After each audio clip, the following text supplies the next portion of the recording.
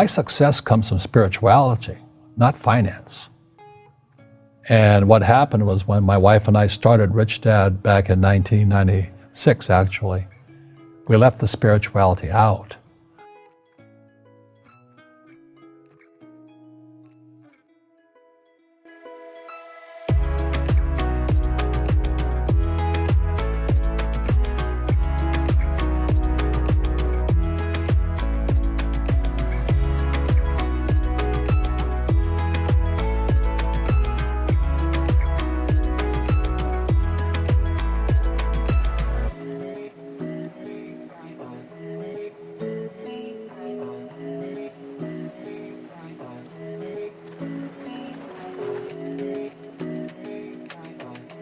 This is the difference is an entrepreneur must know about money, or they're no longer entrepreneurs.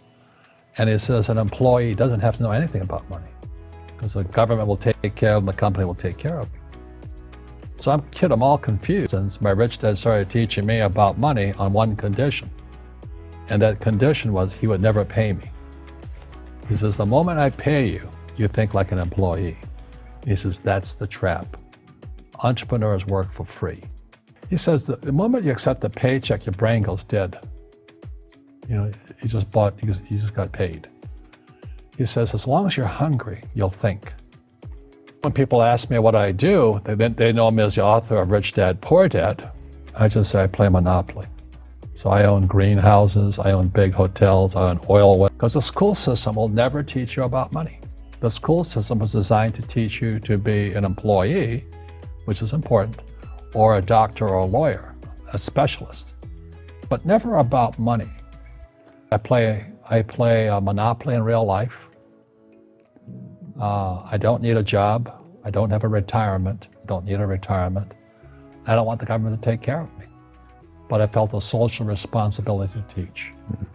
And that's what my rich dad did for me. You know, Einstein said, imagination is more important than knowledge. But knowledge empowers imagination.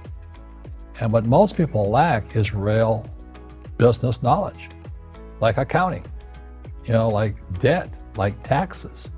You gotta know that stuff, but they don't teach in school to anybody. One of the things I suggest to people, you gotta find a real teacher versus a fake teacher. And a fake teacher is somebody who doesn't do what they teach. And a real teacher is doing what they teach every day. So my accountants, my attorneys, they're in it every single day. That's how I learn. My success comes from spirituality, not finance. And what happened was when my wife and I started Rich Dad back in 1996, actually, we left the spirituality out. And then the corporate types came in, the MBAs and the accountants and attorneys, and they tried to make it into a business.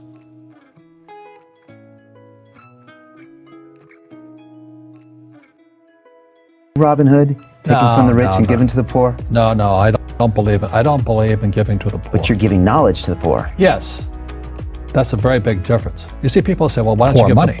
So the only problem with that is it just creates more poor people. Give a man a fish, he fishes for the day, or eats for the day. Yeah, you give a man a fish, you get a lot of people who want more fish, but you teach them to fish.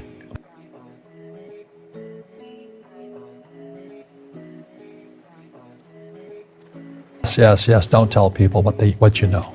Right. Keep them poor.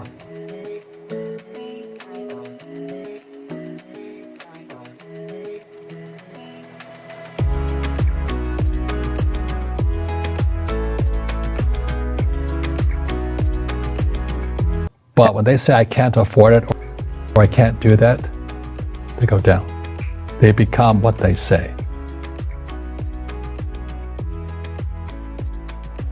Poor people say, I can't afford it, I can't do that, I don't have time. Because this is an escape. It's an escape. You know what I mean? It's easy to say, I can't afford it. Oh, I'm too tired. Oh, I can't go to the gym. When you could go to the gym, but no, I can't. Truth is, I'm just too lazy to go to the gym. And you? Can I afford it? How can I do that? What would it take, or why should I do that? He says that a question opens the mind, a statement closes the mind. So when you say, I can't afford it, your mind shuts down and you become what you say. But the thing is that we become creatures of our own habits. And until we break the habit, we don't change. And this time we went back to spirituality. Spirituality, most people they can't believe what they're hearing from Robert Kiyosaki, that Rich Dad, Poor Dad was originally about spirituality, because they think it's all about the money. It's not. Yeah. You know, people say, well, money is not that important to me. Then if money is not that important to you, money is not important to you. I mean, you know what I mean? I don't care about money. The money is about you. You know, the word does become flesh. Oh, I'll never be rich. The rich are greedy. It's the poor that are greedy. You know, if you think about it, because to be rich, you have to give something. You know, I have to produce books and games, and I purchase real estate, I provide housing.